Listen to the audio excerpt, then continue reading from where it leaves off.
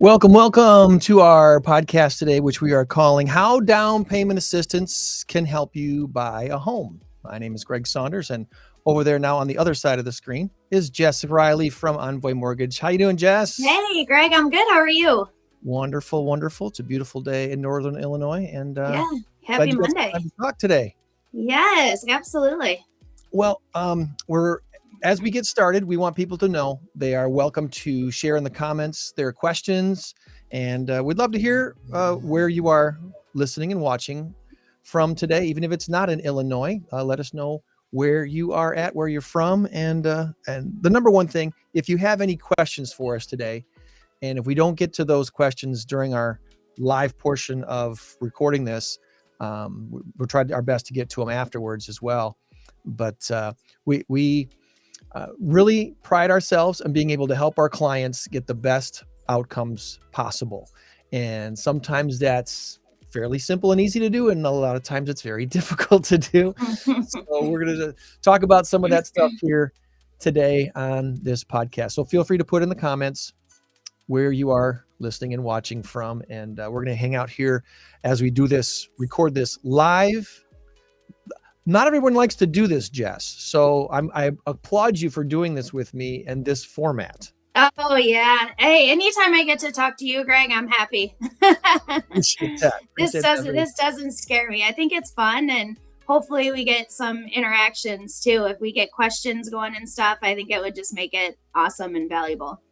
Well, we do have some folks also. I did get the Instagram feed to work, so we got some Instagram folks that can watch as well. And if you put your comments, questions there, I'll try my best to see them. Those won't pop up on my screen like other ones will. So you got a lot to look at. You're like checking screens. There's a lot.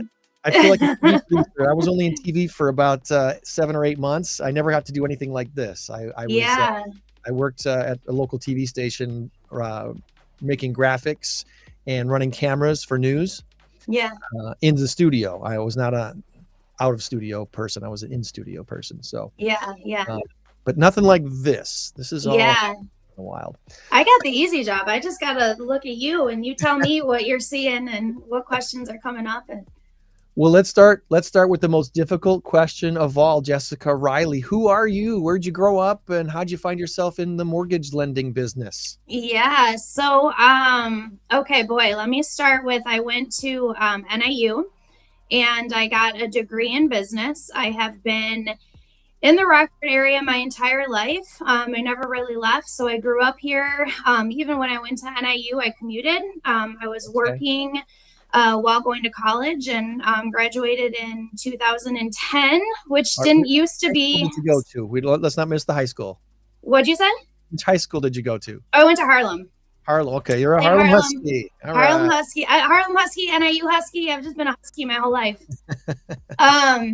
So then I was commuting when I went to NIU a little bit. Actually, I finished up at the NIU Rockford campus, which was fun because our class sizes were really small. So if you don't know about NIU Rockford, or if you haven't explored that as a college option, it was awesome.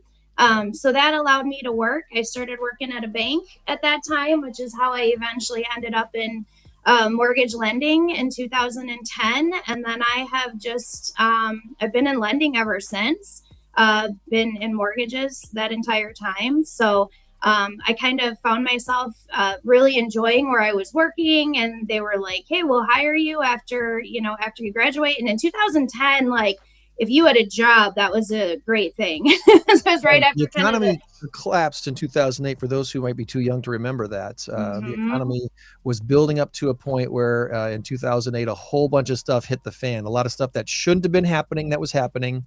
Yep. We don't need to get into all the details of that, but the cause of that crash, those factors really don't exist today. Correct. Yeah, it really changed the whole atmosphere of lending, and a lot of things changed, but specifically kind of in the lending arena. So when I started in 2010, it was a really interesting time to get into mortgage lending. A lot of people were exiting the business and telling me don't do this. And it's a really hard job, and guidelines definitely tightened up and things like that. But I feel like I was coming at a good time because I didn't know how it was prior to, 2008, like in 2005 and 2006 and 2007. So I feel lucky in that regard. And yeah, I've been in lending ever since. I've got a background working for a local bank, working for a credit union, and now working for ENVOY. ENVOY is really just a bank, a retail mortgage bank, but we only do mortgages. So it's really what we specialize in, and have some of the, different products and programs, some of which we'll talk about today. Okay. So that I think is an important distinction to let people know is ENVOY is a bank, although they don't do checking accounts or savings accounts. Correct. No credit cards or car loans or anything like that. We only focus on mortgages and HELOCs now too. Okay. So that's an important distinction between other types of mortgage companies that might be out there that don't have the banking products that you might be able to offer to everyday folks who are looking to get a mortgage and buy a house. Correct. Exactly. Yep. Okay. So, and we're going to get into that here in just a little bit.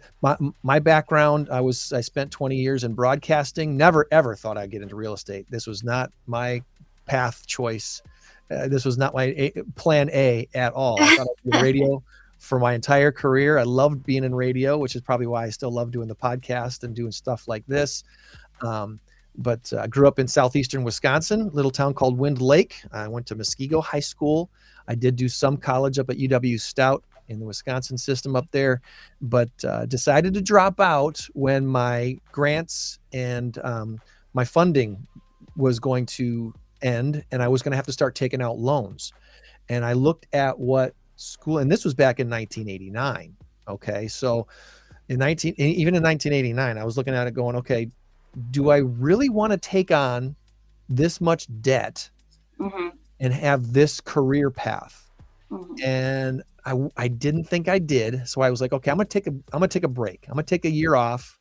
I did a full year and a summer session and was doing very well in school, but I just didn't like the loans idea to go forward. So I took a sales job with a company called National Motor Club. I don't even know if they exist anymore, but we did third-party marketing. I traveled all over the state of Wisconsin visiting farmers union members, and they were offering a motor club membership as a benefit to their Wisconsin farmers union memberships. And mind you, I grew up in a house where my dad was a machinist. He grew up on a farm as a kid, but I didn't grow up on a farm. He moved to the Milwaukee area to take a job with my uncle. His brother, one of his older brothers, got him a job at a place called P&H Harnesswager. They make cranes. So they helped, anything that got built and needed a crane. They were one of the companies that made the huge cranes that got things built. And my mom was a stay-at-home mom until basically my sister and I were both teenagers. And then she became a para, was a teacher's assistant. So I bring that all up just to say I didn't come from money. We were not wealthy folks by any stretch. That lived in a very modest neighborhood and didn't complete college. So some people might frown on that, but that's the truth. After my stint of being in sales for the National Motor Club for a little over a year, I got an opportunity to start work here in Rockford. I was living in Broadhead, Wisconsin, which isn't that too awful far away. But I started working here in Rockford at a place called Big Sur Waterbeds, selling waterbeds. Remember when those were popular? I do. I had a waterbed. Yeah, they were like not just popular; they were like really cool. That was what you wanted. That's what you wanted, yeah. Yeah. The low wavy ones. Did you want the extra special heaters, all that stuff? Yeah, we sold all that stuff. Right across the street from Lino's is where the store was. Oh yeah, how funny! Yeah, right over there. So I was there for how long was I with Big Sur Waterbeds? I was working there for a few months, and I was working part-time in radio. And I loved radio. And when the opportunity to go full-time radio came up, I jumped at it. So basically was in broadcasting for 20 years. And when that came to an end, I was like, okay, what am I going to do now? Now what? And Tony Vander Hayden was an acquaintance, not really a friend yet, but acquaintance. We've known each other for quite a while. And we were in a position, my wife and I, where we just didn't know if we could afford to keep our house anymore. When the crash happened in 2008, I had been with a radio company for a couple of years, and we did okay until about 2012. 2012, between 2012 and 2013, when I was no longer in full-time broadcasting and was kind of doing a lot of freelance stuff. I was DJing a lot of weddings at my DJ company, Big Day DJ, was helping to keep us afloat. Yeah. But it wasn't great either. So Tony comes out to our house in the fall of 2012.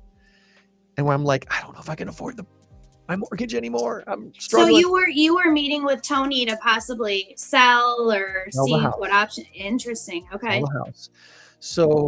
So Tony sits down with us and says to my wife and I, you know what? Looking at your numbers, looking at the value of your home and everything that you're currently where you're at right now, your financial picture, I don't think you should sell your house. I think you should keep fighting, keep going forward, see what else comes up for you. But I don't think it's a good time for you to sell your house yet. This is a realtor I'm talking to, okay? And I think it's important to bring that up to speak to Tony's character, because if any other realtor had come to our house, more than likely they'd have said, "Yep, the sign here. We'll put a sign in your yard in next week." Not Tony. She looked at our overall situation and said, "You know what?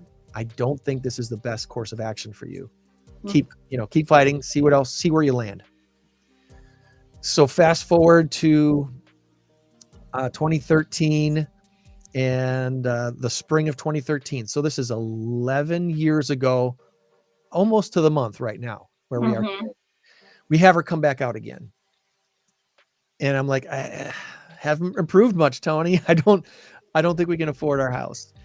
And she goes, well, you know what, Greg, your personality is very similar to my buyer specialist, Laura's personality. I think you'd work really well with buyers. Would you consider getting into real estate? And I'm like, I had never considered it. But if you say I can shadow Laura for a couple days and see what she does, I got nothing to lose. Yeah. What were you doing at that time? Were you mostly just doing like your DJing and stuff? I was DJing weddings. Yeah. I was substitute teaching. So all different, anything. Yeah. So this would have been in June of 2013. Okay. So nearly 11 years, very close to. Spent a couple of days with Laura and I was like, I could do this. This looks good, fulfilling. She loves what she does, helping people buy homes, and a lot of times it's their first home. Yeah. This is a fulfilling career to try. So I dropped everything. I enrolled in the classes at the real estate office here in Rockford, and I became Tony's assistant. So from July to September of 2013, I was Tony's assistant, weekdays, taking classes when they were available, and I got my license in September and closed my first house in November 1st of 2013. That's my birthday. There you go. November 1st. We'll celebrate. So from November of 2013 till today, I've closed probably 420 something houses, and it's been a great career. I've really loved doing it. Yeah. Part of the positive of doing this job is meeting folks like you and partnering with you on things, and finding out that some folks they want to buy a house and they just don't know what to do. Yeah. So they call folks like Tony. I'm going to throw this up on the screen. So they call a place like Sold on Tony. They're like, hey, Tony's team, I want to buy a house. What should I do? And one of the first things we tell them to do, get pre-approved, get a loan. One of those places you can call is ENVOY Mortgage. And Jessica Rielly, here's her contact information. We usually give a few other recommendations as well, so people can kind of shop around, because it's a good idea to take a look and see what personalities you mesh with and what options and what programs and products are available to you. Because mortgages are not one size fit all. No, and that's what I tell clients this a lot. Like most of my good friends are, from real estate, and a lot of them are lenders, and everybody has different products and programs and options. And so what might not work at one place might work somewhere else. And there's a lot of really great local lenders. And so we're very blessed in this area in that regard. And I would just encourage people to stay local where, you're not just a number. We, know your name, we know your family, we'll be there at closing. I was at a closing this morning, and first time home buyer and her mom. It's just always fun. Just keep it local for sure. Yeah, absolutely. So let's start from the beginning. What is a home loan? What's a mortgage? And when people hear things like FHA, VA, USDA, so many acronyms. loan, Yeah. what is a mortgage, and what's the best fit for most people, I guess? Or yeah. So in simple terms, a mortgage is essentially a loan that is utilized to purchase a property, to purchase real estate. So I guess the place to start is just with contacting a local lender once you make that decision that you want to buy a house. And even before then, it's a good idea to take some action and take some steps towards improving your situation. So that might be different for everybody, but that might mean, working to save up some money, which we're going to kind of get into some grant options and things like that later. But, saving, never a bad idea anyways. Even if you don't need the money for closing, have some money set aside in case of an emergency. Credit is looked at. So obviously it's important to, pay your bills on time, make sure you're not having late payments, manage things like your credit cards responsibly. And then obviously you want to have a secure, job. You want to be employed and have a history of that employment and that income. So once you feel like you're in a good position, or even if you're not, you're just like, I don't really know what I need to do, I don't know where to start. Contacting a local lender is definitely the first step. So then we can kind of wrap our arms around your financial situation. And I think that's one of the important things to stress to folks is just because you might feel like you're not ready doesn't mean you shouldn't meet with folks like us to kind of help you figure that out. Yeah. And look what Tony did for me. She was willing to say, and I am too, because I tell you, I way more like a consultant, a salesperson. I'm not a salesy person at all. I like to consult people. Hey, guess what? You're not ready to buy a house yet, but here's what you can do to get ready. Or surprise, you are ready now, and we can start looking if this is the price range you want us to look at. Well, have that time, right? Because, if you want to buy today, but you're not quite there, you need to have a couple of things happen before that. I don't think you can meet with either of us too early. Like, I don't think that that's a thing, because we can always give you advice and help you out, tell you to pay down something, tell you to, save X amount of dollars or whatever that looks like for that specific client. It helps to have some time. Nobody likes to be rushed or, jump into something that maybe you shouldn't have jumped into just because, you didn't have time or your landlord was selling your property or whatever. It's good to allow yourself that time to plan. Yeah. It's a little different situation. I actually have a form when I meet with people at the office. One of the forms that I pull out that thankfully I normally set aside without signing, but every so often I got to ask people to sign it. I call it my permission slip to act like a crazy person. Because tell me about that. Because you just told me today is, what is today? April 22nd as we record this today. It's the end of April. You just told me your lease is up at the end of July. So you don't want to renew your lease. You just told me that. You don't want to renew your lease. Your rent's going up, and you would like to be in a house by July 31st. So we need to get on the ball. We need to get going now. And so you're going to sign this form telling me you want to be my priority A client. You want me to act like a crazy person, finding you a house now, because guess what? We might find you a house in 2 weeks and you might love it. And 5 or 10 other people might also love that house. And you might not win that first offer you write.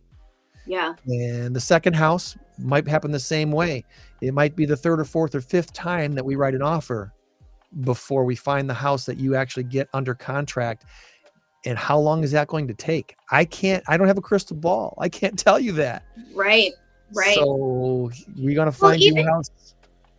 the approval process doesn't typically happen overnight. It could definitely, but if you have a unique situation, or if we have to verify your employment, meaning we have to actually get information from your employer, prior to issuing a good, solid, strong pre-approval letter, that can take time. And I think one of the biggest mistakes that home buyers today are making are thinking that process happens, immediately, and holding off on getting pre-approved or talking to a lender until they find the house that they want. And unfortunately, by that time, it's too late, because, obviously we have a lot of buyers right now in the market, and inventory is low. So not a ton of homes available. And when a house comes on the market, if it's priced right and it's, in the area that the borrower's looking in or whatever, there's a very real chance that it could already have offers on it. And if that's when someone decides to apply, and get their paperwork together, it might already be sold by the time that, that letter is actually in place. So I would say in today's market, that's one of the biggest mistakes that people are making, is waiting until they find the property to talk to a lender. Not afraid to say it happens quite oftenly that a new client that we start looking at homes with, most of the time has to lose out at least on one offer before they start to actually take my professional consultation advice on what to do with that offer. Because I think and I get it, I'm that way too. I interact with salespeople and I feel sold on things sometimes, and I'd rather not feel sold on things. I want to feel like I made a decision that benefited me more than my salesperson that help me make that decision. I mean, that's what we like to do. So when I'm telling people that have just told me how much they love this house, okay, so let's pretend that we're playing poker. Okay, you're sitting at a table with 5 other people who also want to win this pot known as the house that you're about to buy or try to buy. So you're telling me right now that you love this house, you really want it. So let's go all in. Yeah. What does all in look like for you? So that's specific to the client. I can't tell you what all in looks like. You have to tell me as the client, hey, I'm willing to spend, over asking price for this house. And what else are you willing to do? Do you have extra cash? Are you willing to cover an appraisal gap if the appraisal comes in lower than the sales price we agreed to? There's other strategies involved with trying to win a deal these days. That would be one of them. But what does all in look like for you, and how can we best put your best foot forward? Because here's the other confusing thing that most people don't get about people like you and I in this situation.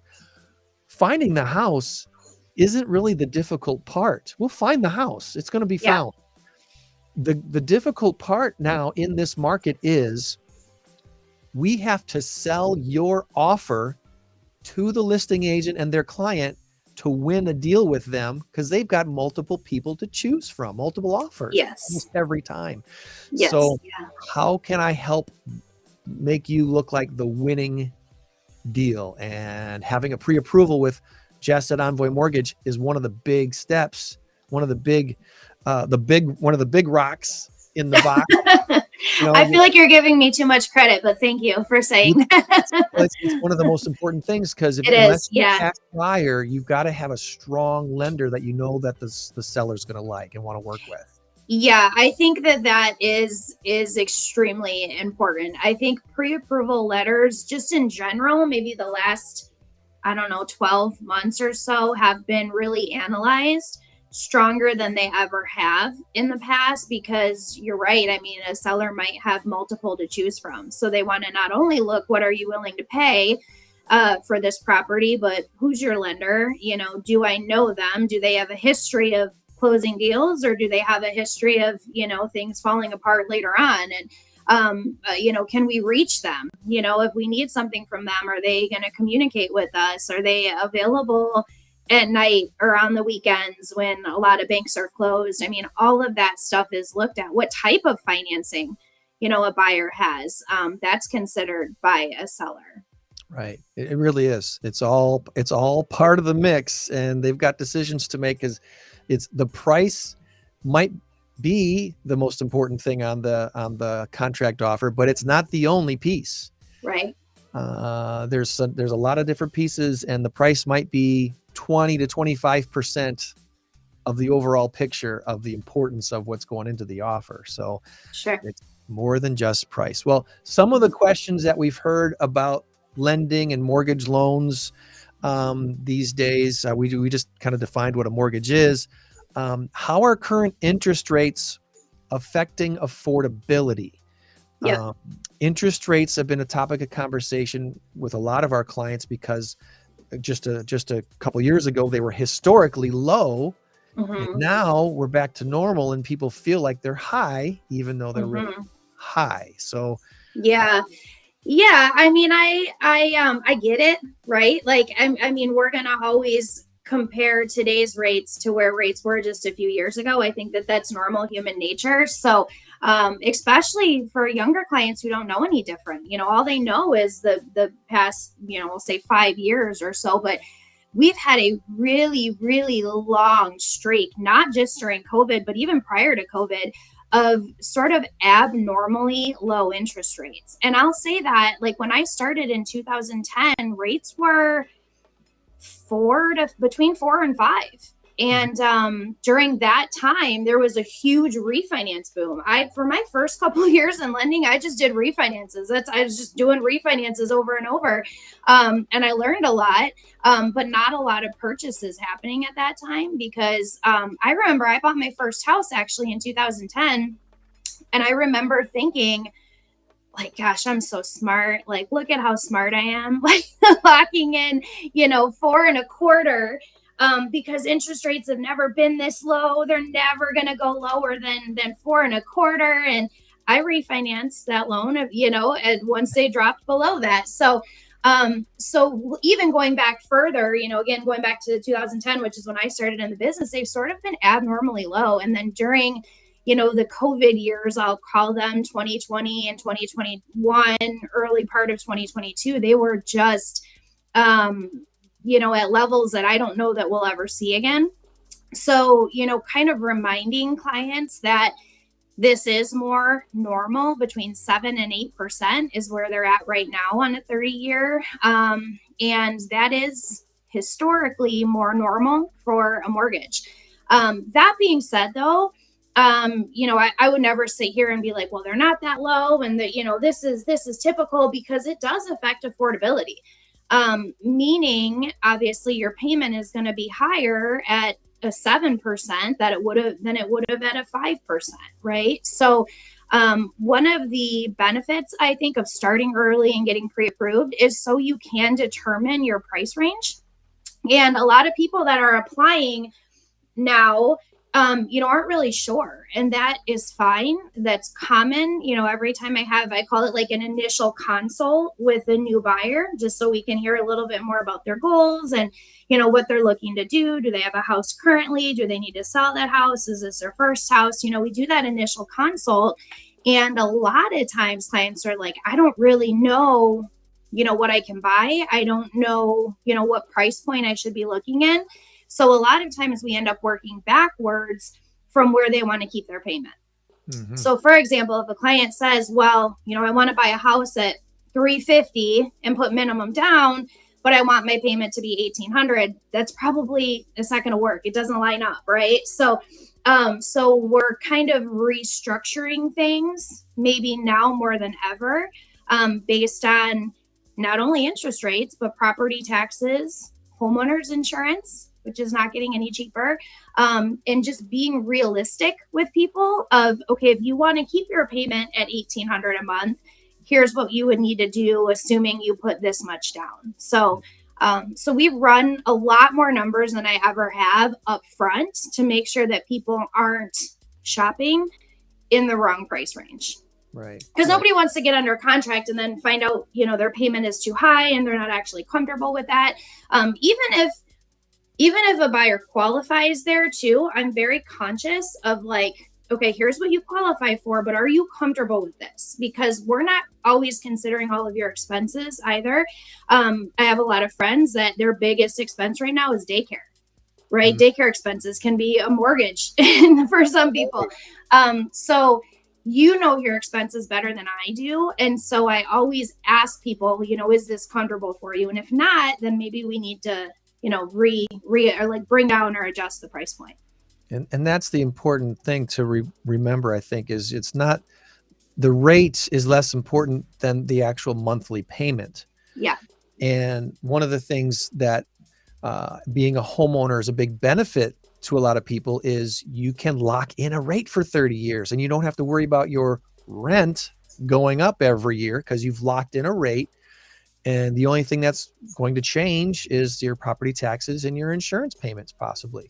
Yeah. And that can fluctuate, but not as much as most rent adjustments fluctuate. Well, and let's be honest, I'm a landlord too. I have 5 rental properties, 6 stores. And I only say that because when taxes and insurance go up, your rent goes up too, right? Like we have to, as landlords have to keep up with that as well.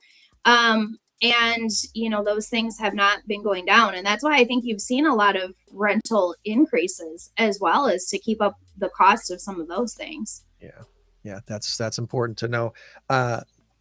Sticking on the interest rate theme here, do you foresee interest rates rising or falling in the coming months? And do you think it's, is it important to lock in a rate now? Is there a buy down option that some people should consider? What's the act right now? What's lots the to cover. So I think this will be an interesting year for rates. I think in the past, prior to a couple of the more recent reports coming out, like the inflation, the CPI report, I think people really felt strongly that rates were going to come down this year. I had a lot of people that really held that belief and would talk about rates coming down and refinancing at that point. And I don't personally see them coming down significantly in the short term, meaning, probably this year. Mortgage interest rates are very closely tied to inflation. And if inflation is going up or not going down like the Federal Reserve wants it to, interest rates are not going to come down. So when inflation gets to a point where the feds believe, okay, things are getting better, things are getting more under control, only at that point do I see interest rates coming down.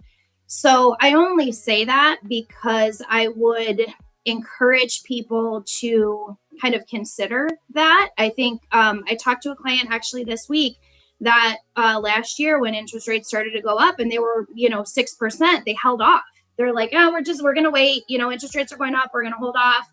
And, now they're looking at 7 and they're like, gosh, I wish we wouldn't have waited. And that's what I fear for people is, if you are going to wait until interest rates come down, just understand that might not be for some time.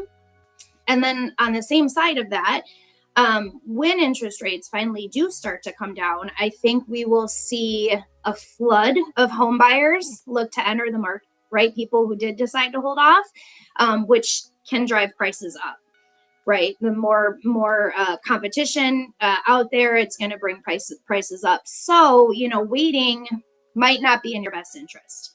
No. Now, that being said, ENVOY specifically has programs to combat the interest rates, not necessarily combat because the rates are where they are, but to allow you to have a lower payment for the first few years of your mortgage in order to keep your payment more affordable in the short term and hopefully get you to a point where you can refinance. Even if you don't, it is a fixed interest rate mortgage. So we have what's called a temporary interest rate buy down that can be seller funded for either 1, 2, or 3 years. And what that means is you need to get a seller credit in order to utilize these programs. And it would keep your interest rate 1, 2, or 3 points lower for those first few years. So this equates to hundreds of dollars monthly that a client can save, that a new homeowner can save by using the temporary buy down program, and typically thousands of dollars throughout the first few years. And Now, then that rate will go up on a scheduled time. Correct. So for example, I'll just use a quick example, the 2-1 interest rate buy down. If the rate that the borrower qualifies for is 7%, right? That's the rate today where the borrower qualifies. A 2-1 buy down would be 2 points lower for the first year. So that client would start out at 5 for year 1. Then it would adjust in year 2 to 6%. And then for year 3 through year 30, it would be fixed at 7%. So this is not adjustable rate mortgage. It is a fixed interest rate product. And I think it's also important to know that we qualify that borrower based on the 7%.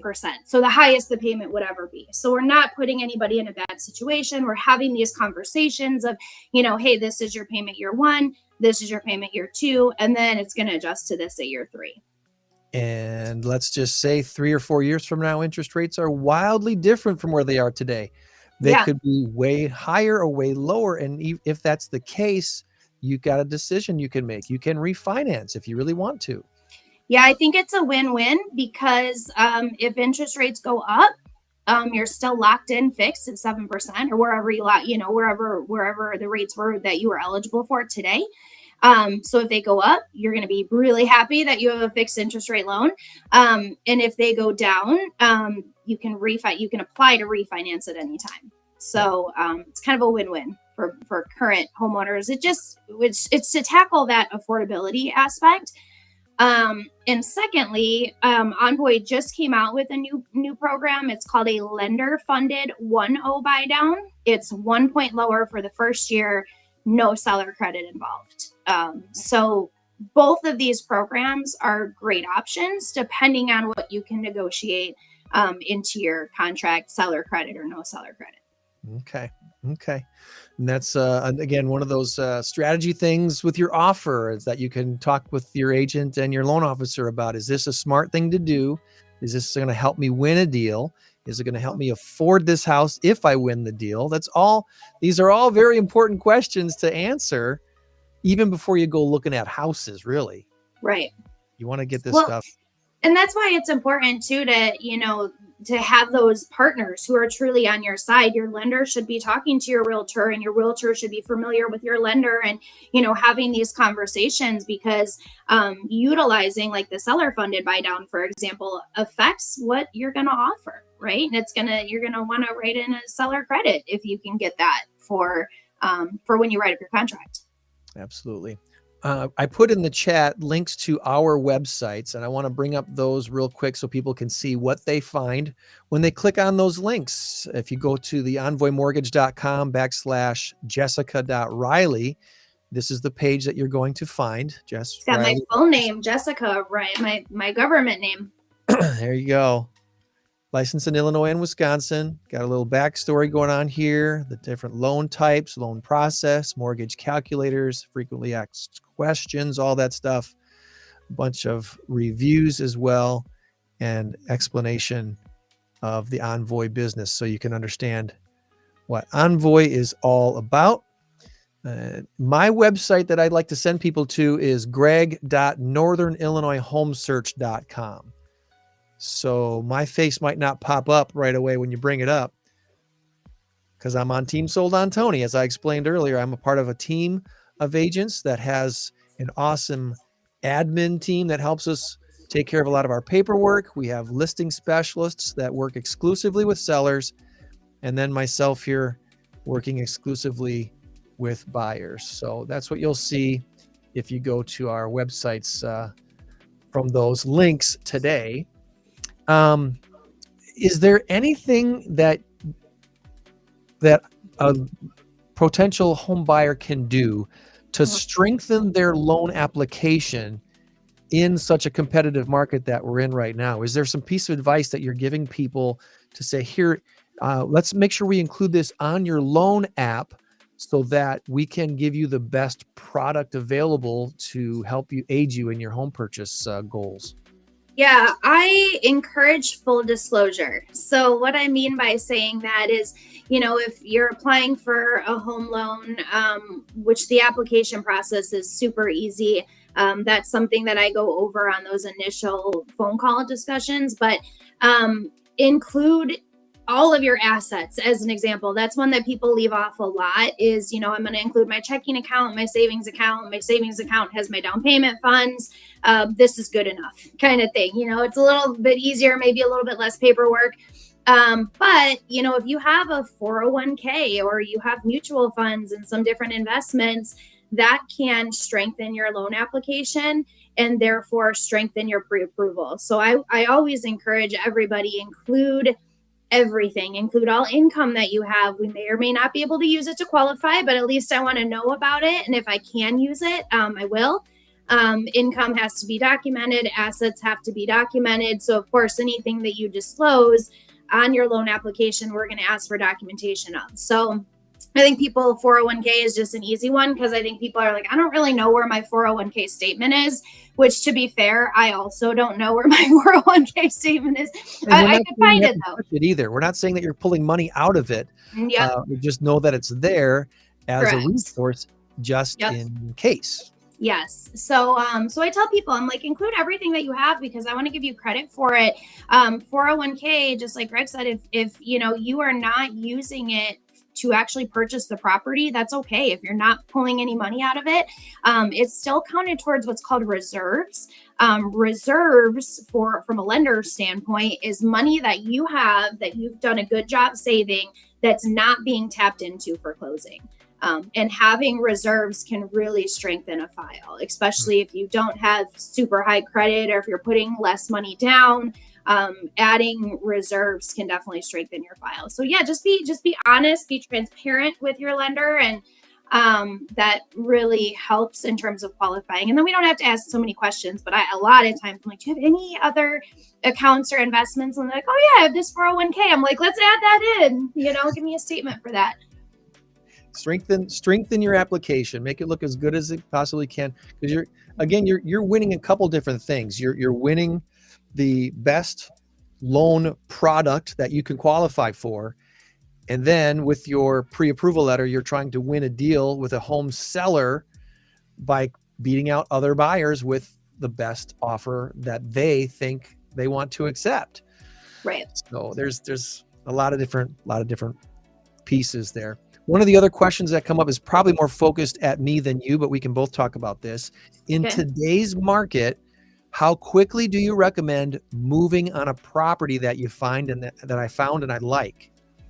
What's the timeline to house hunting today? And I think I kind of answered that earlier in the podcast here today about some clients having to lose an offer or two before really taking my advice about going all in on a house they love.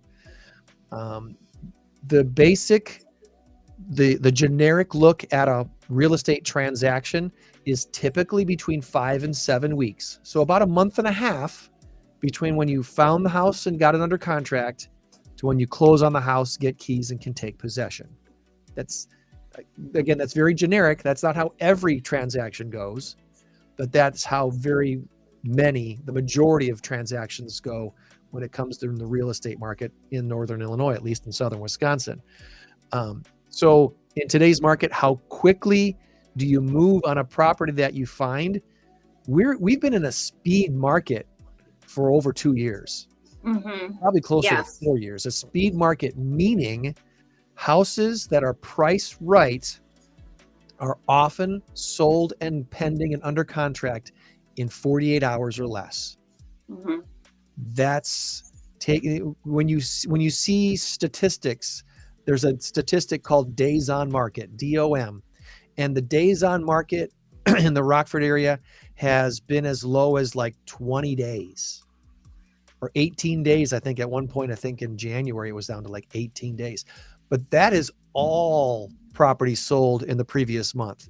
Some of those properties were sitting on the market for months before they finally realized they needed to lower their price because they were asking too much. Right. Other properties were just very poor condition, and it took a long time to find a buyer willing to take on the poor condition of the property. Mm-hmm. And then you have, I would say, the majority of homes that hit the market. They're ready to be sold. They're ready to be lived in, and you can write an offer on them the day that they hit the market and close probably 5 or 6 weeks after that. Yeah. So how quickly do you move on a property that you like? Today. Yeah. Immediately. Today. Immediately. And I think that goes back to planning though, right? Like, gosh, if there's one key to this market, it's planning. It's planning ahead, having your pre-approval in place, knowing what you can afford, knowing what program you're using, looking at houses with your realtor and just knowing all of that ahead of time. If you wait until you find that property, it is too late. Yeah. Yeah. It's, there are other buyers who've been looking for 3, 6, 9 months already. Yeah. There are other buyers who have written 4, 8, 12 offers on houses and keep losing. Right. And now they're ready to go all in because they've finally learned their lesson of what that means. So what are you going to do as the first house I got really lucky. I'll say lucky. I got fairly lucky here with one of my most recent clients who was a referral from a past client. So they knew I had worked with a family member, that I had helped them, and it took us a while, but we got the job done. We got them their house and we won them a deal. This particular client saw me as the consultant that I am. And when we found the house they loved, they went all in. They went all in, and they still lost the first house they wanted to buy, even though they went all in. Like I told them that they needed to win. We just came up a couple $1,000s short, literally like $2,000 short from somebody else's better offer. So that hurts. It stings. And about a week and a day later, we found another awesome house, and we got it this time. So good. 2 houses, and that one we pretty much went all in again. Yeah. And so here we are, under contracts, waiting for the appraisal to come back to see just where we are at with the sales price we agreed to with the seller and the appraisal value that the appraiser is going to give it here probably in the next week or two. Do those meet perfectly, or are we out of whack? I don't think we're out of whack, but we might be 1,000 or 2,000 or 5,000 off. Yeah. And where do we go from there? I think too, it's important to kind of note though that does happen where you don't get the first house or the second house or the third house. And, I said the key to this market is planning, but it's also patience and just kind of understanding that it's okay. And it just means that there's another one that's even better or an even better location. But it's really being patient and understanding that without getting down or, feeling upset. And I understand those that's a lot of buyers are feeling that way, so lean on the team that you choose to, again, make your offers more competitive. Sometimes as simple as putting down more earnest money. When you make an offer on a home, you give what's called earnest money. And that's basically, I say it's like good faith money. I'm not going to change my mind or walk away for whatever reason. And so sometimes giving additional funds is more skin in the game, and a seller, might appreciate that. So kind of getting strategic with your team on how to make the best offer, but also understanding that, this market is unique and, willing to be patient. Yeah, absolutely.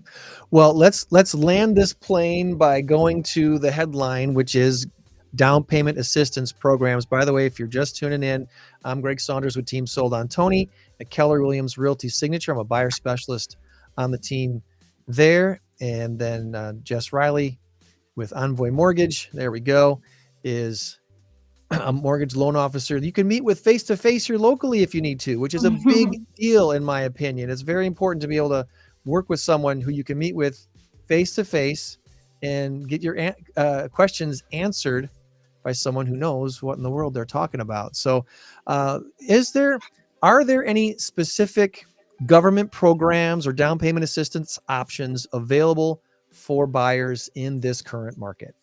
There are. I always tell people, if down payment is holding you back from purchasing a home, or even looking to see if you can purchase a home, do not let that hold you back. There is almost always down payment assistance available. Some of it is from a federal level, some of it is from a state level. Here in Illinois, we have what's called IDA, IHDA, that stands for the Illinois Housing Development Authority. And IDA is a kind of umbrella organization that puts out various down payment assistance and down payment programs. And as long as I've been in lending, there's always been an IDA program. So I've been using IDA for a long time. Currently, there's actually 3 different programs that are available for buyers.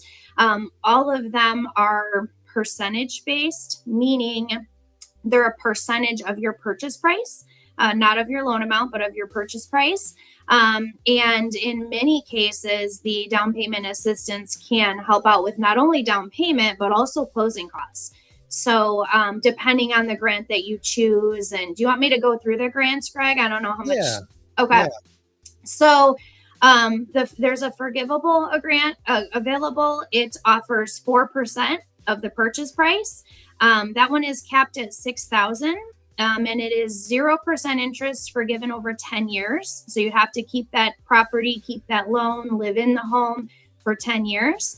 If you sell or move out or refinance, let's say in year 5 or anything less than 10, really, you would owe the prorated amount back to IDA. So meaning, if you got $6,000 at closing and you had that home for 5 years instead of 10, you would owe $3,000 back to IDA. You'd have to pay half of it back.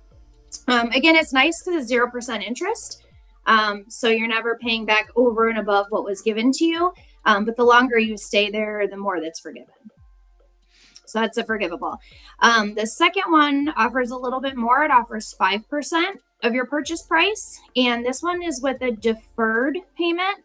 So what that means is it is repayable in full. It's 0% interest at the end of that loan term, or if you move out of the property. So let's say I bought it as my first house. I now made it into a rental property. When I move out, I would have to pay back the grant that I received at closing. For most people, I have to imagine it's going to be when they sell their property or when they refinance their home loan. That lien or that grant does get attached to their home as a lien. So we'll know about it. It's not something you can hide. But that 5% grant is available up to $7,500.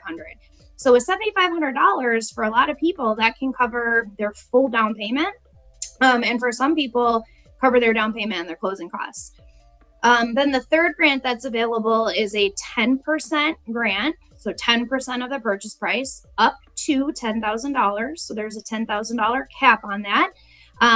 That is repayable monthly at 0%. So again, 0% interest, which is nice, over 10 years. So if you receive the full $10,000, it ends up adding about $83 to your monthly payment, which we factor in, of course, at time of closing when we're talking about what your payment would be. So all of that being said, not that anybody, would expect to remember all of that, but just know that there's down payment programs out there to help you with not just down payment, but also your closing costs. Yeah, there, and that's just it. It's which one fits your current financial situation the best. Right. That's what you want to talk to a loan officer like Jessica all about. And I guess as a way to land the plane for my side of things, and I think you'll agree, if people are waiting for rates to go down before buying their next house, should rates go down in any substance, the number of home buyers that are going to come out of the woodwork is going to shoot up home prices. Home prices will only increase if interest rates drop significantly. So what do you really want to do? Do you want to be a homeowner? Or do you want to play the game of the interest rates game, which is just not it's not a game to play. It's just, Yeah. it's like trying to. I bought a house. I bought a house last year, and this is what I tell people. I'm like, I love real estate. I believe in investing in real estate, both the roof over my head and as, you know, a landlord. And I bought a house last year when interest rates were not good. They had just gone up pretty significantly.